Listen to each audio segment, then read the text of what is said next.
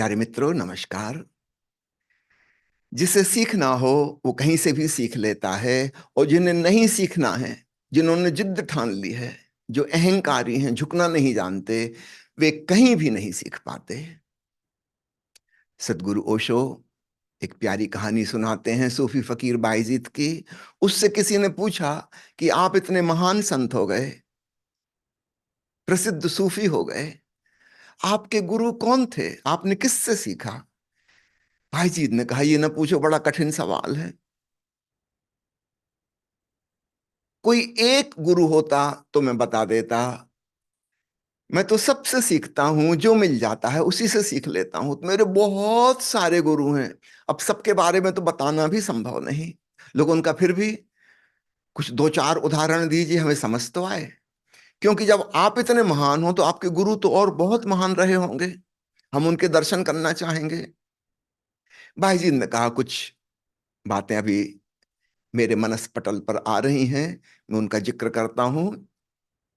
पहले मैं बड़ा ज्ञानी था, शास्त्रों का, ग्रंथों का अध्ययन करता था, और मुझे बड़ा दंभ था कि मैं बहुत विद्वान हूं। और मेरा एक ही काम था, लोगों को तर्क में हराना, उनको नीचा दिखाना, सिद्ध करना कि वो नहीं जानते और मैं जानता हूं, मैं बहुत ज्ञानी हूं। एक बार मैं अपनी इसी घमंड के साथ एक छोटे से गांव में जा रहा था। शाम हो गई थी, मैंने देखा एक छोटा बच्चा, 8 7 8 साल का, हाथ में एक दिया लिए जा रहा है। मैंने उस बच्चे से पूछा कि जानते हो, इस दीपक में ये ज्योति कहां से आई?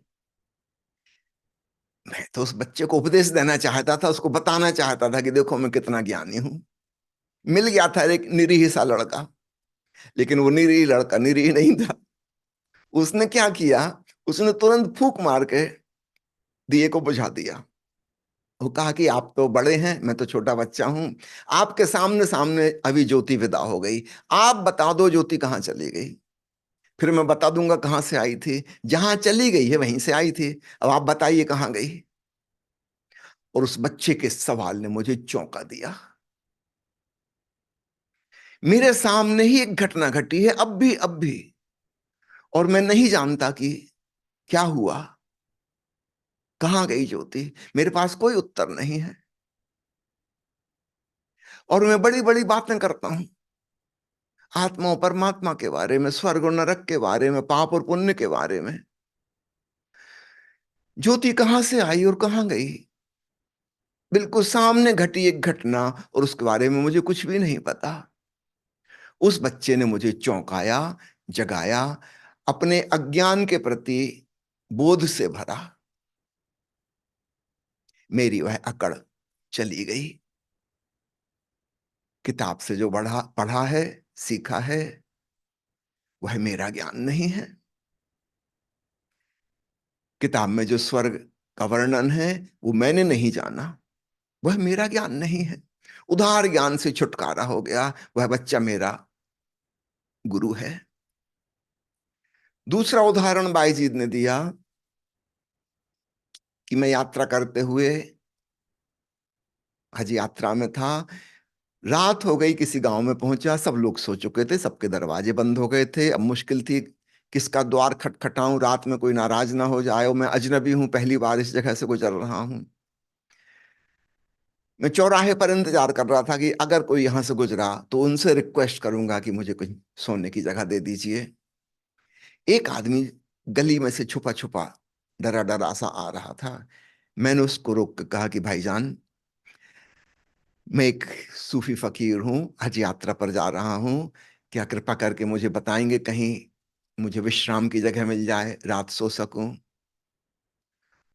उस व्यक्ति ने कहा कि आप साधु हैं, महात्मा हैं, मैं एक साधारण जन हूं। साधारण भी नहीं, मैं तो गया बीता हूं। एक्चुअली मैं एक चोर हूं, मैं रात को अपने धंधे पर निकला हूं चोरी करने के लिए, दिन भर तो मैं सोता हूं, रात मेरे व्यवसाय का समय है। मैं आपको ऑफर कर सकता हूं, आप मेरे घर में जाके सो जाइए, क्योंकि मैं तो रात भर आऊंगा नहीं, मैं आऊंगा सुबह सुबह, तब तक आपकी नींद पूरी हो चुकेगी, फिर मैं सो जाऊंगा। बारी बारी से एक ही घर में अपन दोनों सो सकते हैं, शिफ्ट में। मैं दिन में सोऊंगा, आप रात को सोना। मेरी तरफ से तो निमंत्रण है, लेकिन हूं मैं पापी, बुरा आदमी, आप हैं एक पुण्यात्मा। पता नहीं आप स्वीकार करेंगे कि नहीं करेंगे मेरा आमंत्रण, इसलिए बहुत संकोच से कह रहा हूं। भाईजीत को लगा कि आह, यह व्यक्ति इतना ईमानदार, सो ऑनेस्ट, पहली मुलाकात में ही जिसने निष्ठापूर्वक अपनी सच्चाई उघाड़ दी। भाईजीत ने सोचा इतना ईमानदार तो मैं नहीं हूं। किसी अजनबी के सामने मैं अपनी बुराइयां नहीं बता सकता। मुझे तो पता है मुझ में दोष हैं, लेकिन मैं सबके सामने उजागर नहीं कर सकता। और ये आदमी देखो, आश्चर्य। भाईजीत ने कहा कि मैंने उस व्यक्ति के चरण छुए, कहा तुम धन्य हो, तुम्हारे जैसा ईमानदार आदमी मैंने साधु महात्माओं में नहीं देखा। पहली ही मुलाकात में तुमने अपनी पूरी जिंदगी की कहानी खोल के बता दी। अवश्य मैं तुम्हारे घर चलूंगा। वो चोर उसको अपने घर ले गया, वहां छोड़ के आया, कहा कि मैं तो सुबह सुबह वापस लौटूंगा।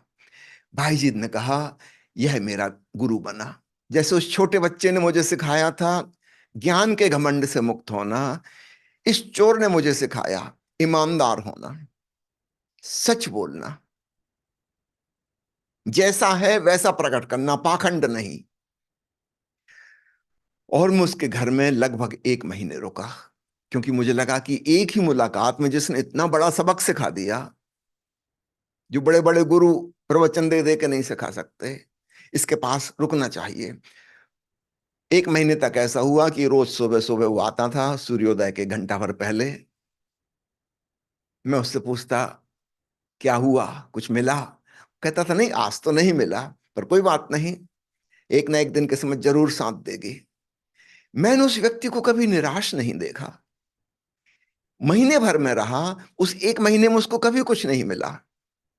कभी किसी महल पे दरबान बैठा हुआ था, कहीं पे घर में लोग जाग रहे थे, भी बातचीत की आवाज आ रही थी, कहीं पे कुत्ता भौंकने लगा, कहीं पे ताला नहीं खोल पाया, कहीं कुछ कहीं कुछ, रोज कुछ कुछ प्रॉब्लम आ गई। चोरी नहीं कर पाया वो 1 महीने तक। लेकिन उससे मैंने एक सबक सीखा, वो कितना आशावादी है। उसे कभी निराशा ने नहीं घेरा, उसने हमेशा कहा कि कोई बात नहीं, आप चिंता ना करें, एक ना एक दिन तो जरूर बड़ा हाथ मारूंगा, कोई खजाना हाथ आएगा। यह आशावादी दृष्टिकोण मेरे जीवन में बहुत काम आया। परमात्मा की खोज करते करते, साधना करते करते कई बार मैं निराश हो गया, लगा कि अपनी किस्मत में नहीं है, ये नहीं होने वाला। तब मुझे याद आ जाती उस चोर की, उसकी स्मृति से मेरा हृदय पुनः पुलकित हो जाता है।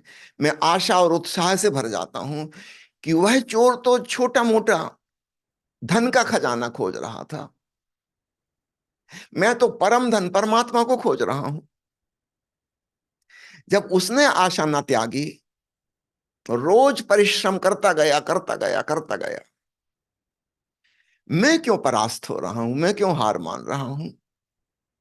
ठीक है, अभी तक प्रभु नहीं मिला, कोई बात नहीं, जरूर मिलेगा। मुझे फिर साहस पैदा हो जाता है, संकल्प जाग जाता है साधना का। इस प्रकार वह चोर भी मेरा गुरु हो गया। भाई जी ने कहा मेरे तो बहुत सारे गुरु हुए हैं। जिस व्यक्ति को सीखना है, वो जीवन की प्रत्येक घटना से सबक सीख लेता है, और जिन्हें नहीं सीखना है, वे शास्त्रों से, ग्रंथों से, सदगुरुओं से, बुद्ध पुरुषों से, अवतारों से, तीर्थंकरों से भी नहीं सीख पाते। असली बात है शिष्यत्व, सीखने की बात। पंजाब में गुरु नानक के शिष्यों को सिख कहते हैं ना, वो शिष्य शब्द का पंजाबी भाषा में रूपांतरण है, शिष्य से बना सिख। जो सीखने को तैयार है वह सिख है। ये ऊपर की वेशभूषा का सवाल नहीं है। कोई भी व्यक्ति सिख हो सकता है, अर्थात शिष्य हो सकता है। धन्यवाद।